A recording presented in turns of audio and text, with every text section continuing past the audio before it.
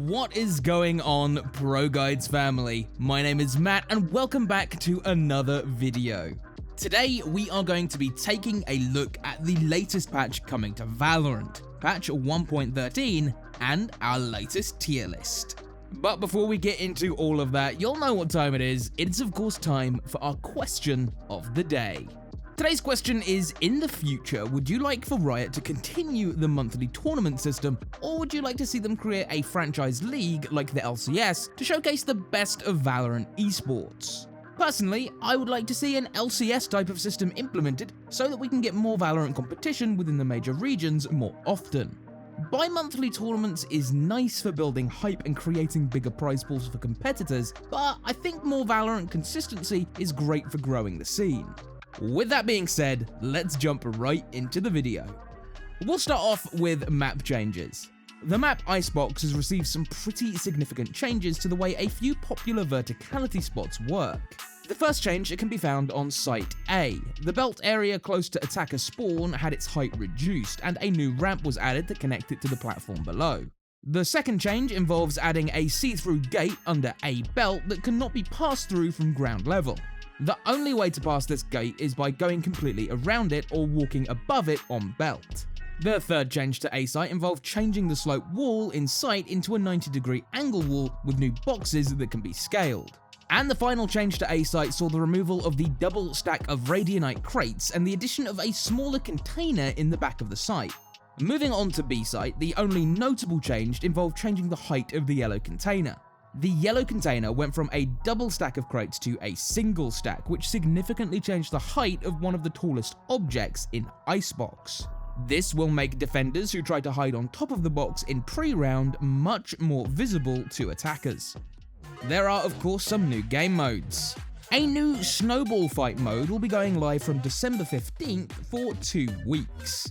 The Snowball Fight game mode is a limited edition game mode that equips your agent with a snowball launcher that you can use to eliminate your foes. But you've got to remember to watch out for the gifts that will drop from a portal in the sky. When you shoot these gifts with your launcher, a power-up similar to the ones in Spike Rush will appear and can be used in-game. We don't know what the Snowball Fight's time limit or score limit will be, so hop in on December 15th and experience the Valorant Christmas spirit all for yourself. There are also some new competitive changes. Rank distribution has been updated to make it easier to climb out of the lower ranks. This change basically makes it easier to rank up out of lower ranks in-game. We don't know for sure, but we assume somewhere around gold rank will be the cutoff where this change no longer takes effect. Requirements to unlock competitive play have also been changed from play 20 unrated matches to win 10 unrated matches. What we thought was going to be a good change to handle the smurfing problem ended up being a more harmful change than expected. Smurfs are more likely to win their games instead of lose them, so now they can own a ranked ready account much faster than before. Alright, now for the most fun part of the video, the agent tier list according to patch 1.14. OMEN has been the go-to smoke agent for team comps both in competitive, ranked and casual play. His smoke's ability to recharge mean that his value increases the longer he stays alive in the round. Being able to constantly resmoke angles, hallways and heaven positions means he gives his team a lot of breathing room when moving around the map. OMEN is also arguably one of the most mobile agents in the game. His Shadow Step and Ultimate allow him to have map presence unlike any agent in Valorant. OMEN is a perfectly balanced agent. He doesn't feel too oppressive to play against and serves his purpose within the meta without being a glaringly broken agent within it. As Brimstone's popularity fell, OMEN's rose to new heights, and until Brimstone gets a buff or a new smoke agent is released, OMEN will stay comfortably at the top of the meta in S tier. After an onslaught of nerfs for the Sentinel class over previous patches, duelists and initiators have found themselves rising up to the top of the meta. And leading the charge in S tier is the most versatile and powerful duelist agent in the game, Phoenix. Phoenix has been performing really well in the meta for a while now. In the first Strike tournament, Phoenix was a priority pick for every team's best entry fragger. Phoenix's consistency as an entry fragger and the versatility of the abilities in his kit allow him to become a force to be reckoned with when in the right hands. A good Phoenix player will leave an enemy team in shock and awe after he runs in ahead of his team and picks up a 3-man multi-kill on a bomb site. The main beauty of Phoenix's kit lies in his ultimate. When Phoenix activates his run it back at the right time, he can create space for his team and force the enemies to reposition. This can give some breathing room for your team to run into site and establish map control and start setting up in post-plant positions. Phoenix is an agent that commands respect with his presence around the map. No other duelist in Valorant can make an entire enemy team run away for their lives. And for that fact alone, Phoenix has moved himself up into our S tier. Rounding out the S tier, we have the cyborg Swedish Viking himself, Breach. Breach has received several impactful buffs over several patches these past few months.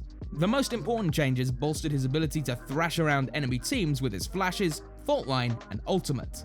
A new flash meta was created after the simultaneous release of SKYE and the buffs to Breach's flashpoint ability. This flash meta has made some waves in competitive Valorant by making some maps more attacker-sided. Many teams in solo queue and professional play have begun running multiple flash agents to make attacking easier. Breach is in a great spot right now because of how well his kit sets up for the other agents to dominate. And with the Initiator class on the rise, Breach will be having an extended stay in S tier for the time being.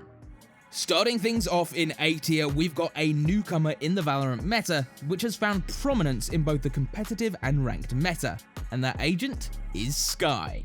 Ever since SKYE was released into the game, pro players have been experimenting with her as an initiator, and with lots of experimentation comes lots of new strats and playstyles over time.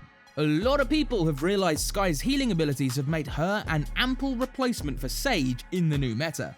One of the main reasons SKYE has found her way to the top of the meta is due to how playable and useful her flashes are. SKYE is the only agent in the game that can control exactly where her flashes go and when they detonate. If you watch the recent First Strike tournament, SKYE was used as a setup agent by scouting out bomb sites with her Tiger and ultimate. And she could constantly pop flash a site and allow her entry frags to run in directly behind them. SKYE is the ultimate team-first agent with how useful the utility in her kit is. So far, no other agents in the game are a direct counter to her, and on defenses, many agents struggle to deal with a good SKYE that knows what she's doing.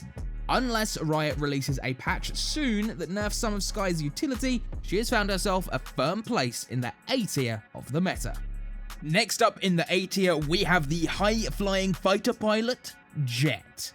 JETT is remaining in A tier for patch 1.14 because not much has changed about her in-game. After the AWP nerfs, JETT fell out of S tier because that gun specifically was the reason she even got up there in the first place. In a post-nerfed operator world, JETT isn't the useless champion we all thought she was at the end of the beta. She is a very versatile agent that uses advanced quick movement to her advantage. She can AWP, she can entry with a judge, she can play up on elevated off angles and rifle with the best of them. JETT isn't the rage-inducing one-shot kill agent she previously was at the height of the operator's dominance, but she is in a great spot in the competitive meta right now and comfortably sits in A tier without the threat of falling into irrelevance or rising back to S tier anytime soon. Next up in the A tier is hyperactive Brazilian entry fragger, RAZE. RAZE is still a good agent even though she's been quiet in the meta recently. After the Sentinels disappeared from the meta, RAZE's damage abilities were no longer needed to get rid of the Sentinels' utility around the map. Also, with the duelist class itself, Phoenix and REYNA were significantly outperforming RAZE within the meta and were doing her job, but a lot better. With that being said, RAZE has definitely fallen out of the spotlight within the Valorant meta since other agents can just do what she does a lot better and more efficiently. But that being said, RAZE hasn't received any significant nerfs and still remains a very usable agent. Because of this, she will sit in the A tier without any threat of being demoted further down our tier list. CYPHER has suffered the same unfortunate events as his fellow Sentinel companions KILLJOY and Sage. And because of those unfortunate events, he is up next in our A tier. The nerfs that CYPHER received to his tripwires and camera have made him less effective at doing a job he once did so well, and that job is active information gathering. With the release of SKYE in Valorant, her abilities Tiger Trinket and Seeker Spirits are much better at info gathering than any of CYPHER's abilities. These changes force CYPHER to prioritize staying alive at all costs, and this hampers his playmaking abilities and opportunities. CYPHER is still a great info-gathering agent, but there are more agents in the game now that can just do his job in different, safer ways. And because of that, CYPHER has found his way to our A tier. Rounding out our A tier is the Russian information archer, Solver. Solver has been falling out of favor in the ranked meta because of the presence of SKYE, but he has found new popularity in the professional meta at the same time. As Valorant slowly starts to become more attacker-sided due to the new flash meta and the introduction of the controversial map Icebox, Solver has been used more by attacking teams to scout out areas with his drone, and his recon bolt is a useful tool to ping enemy locations and decide which side of the map to attack. On the solo queue side of Valorant, Solver is an agent that needs a lot of proactive thinking and a lot of practice out of the user in order to be effective. Let's face it, this is not a price many casual players want to pay when playing an agent, so they gravitate towards the more mechanically easier and user-friendly agents in the game. Solver is still a great agent to play if you put the time in to learn him, and because of that, he's going to remain in the A tier. Hey guys, if you want more help learning about how you can improve in Valorant, make sure you check out ProGuides.com. You can quickly upload your gameplay VODs on our website, and we have coaches online 24/7 who will quickly get back to you and help you on your journey toward improving in Valorant. ProGuides.com will teach you the necessary skills to rank up faster, enjoy the game more, and receive premium help from our online coaches. You can schedule a session whenever you need it according to your schedule.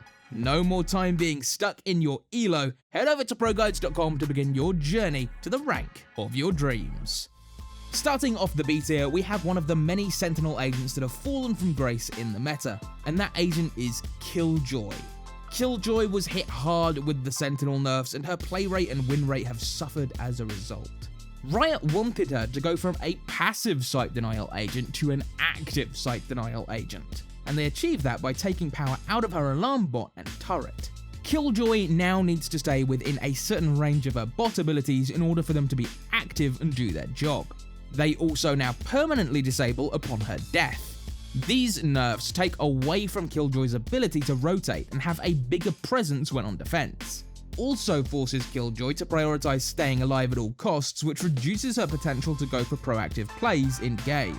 KILLJOY's power in her kit has been greatly reduced compared to when she first released, and because of that, she has fallen down into our B tier. Midway throughout our B tier is REYNA.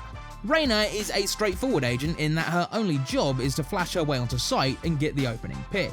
She was the queen of entry fragging and shared the throne with her counterpart Phoenix. But with multiple infiltrator agents with several flashes in their kit, REYNA is not always needed to break open sites anymore. Now that other agents can perform REYNA's job of flashing sites from a safe distance, there is no longer a demand for REYNA to be in every team comp. And because of that, REYNA has found herself stuck in the purgatory of B tier. Brimstone is an agent that is very serviceable and useful in a team comp when used properly. The only reason he has found himself in our B tier is because OMEN does his job better with far less of a monetary cost. The only thing holding Brimstone back from being a higher priority pick in the meta is the fact that his smokes cost credits and they don't recharge. Not only are OMEN smokes free, but they recharge and are a lot more pliable in where they can be placed around the map. The fact that OMEN smokes are 110% better than Brimstone smokes means that Brimstone does not receive the play that he deserves. With a few simple buffs in the form of price adjustments to his smokes and Molotov, Brimstone could easily be an A tier pick in the meta. Until that day comes, Brimstone is just going to be stuck in our B tier. As we move into our last agent for the B tier, guys, I'd like a moment of silence for Sage. In this patch, Sage received multiple changes to the way her barrier orb works. The first change to the barrier orb prevents her from casting her wall in the buy round. This will greatly hamper her ability to deny sight as soon as a round starts and prevent her from boosting her teammates up onto the wall before a round starts. The second change her wall received changed the way her wall's health worked. Previously, after casting the wall, it would slowly lose HP during its entire 30-second duration of being up. Now her wall will keep its 800 HP integrity after it is solidified, and will only lose health in the last 5 seconds of it being alive. In my opinion, Sage did not deserve the slew of nerfs she received post-launch of Valorant and deserves some form of compensation through buffs. Sage is just a shell of her former self because her stalling power and healing power were slowly gutted over times by the devs at Riot. I understand where they're coming from when they nerfed Sage though. In the first 2 acts after Valorant's release, the game became very defender-sided, and a lot of people use Sage as a scapegoat for the defender meta and how slow the gameplay in Valorant had become. And I will agree, her stalling power was slightly overtuned, but she didn't deserve to get gutted in the process. Sage can still find decent use simply because her ultimate is the most powerful ability in the game, but until Sage receives buffs or a rework, she's gonna remain at the bottom of B tier. As we talk about our last agent for today, I'd like to mention that the C tier of our list doesn't mean that an agent is useless. They are just being outshined by the capabilities of other agents above them in the list. With that being said, Viper is an agent that in the right hands can be game-changing, but in inexperienced hands can be a hindrance to your team. Viper has received buff after buff for several months now, and she still can't crack the glass ceiling and become a meta agent. Her abilities have become a lot more potent, her Poison Cloud and Snakebite do a lot more damage, and her Poison Wall is a lot more useful now it can be set up pre-round. But Viper still needs a slight rework to the way her kit functions if she wants to be seen as a meta agent. And until those buffs or reworks come through, she will always remain the last agent in our tier list. Well everyone, unfortunately that is all we have for you today. So if you did enjoy the video, please drop a like, subscribe, and ring that notification bell so you never miss an upload from ProGuides. We upload new videos like this one every single day, so don't forget to check back tomorrow. Alright everyone, good luck, stay safe, and I'll see you all in the next update.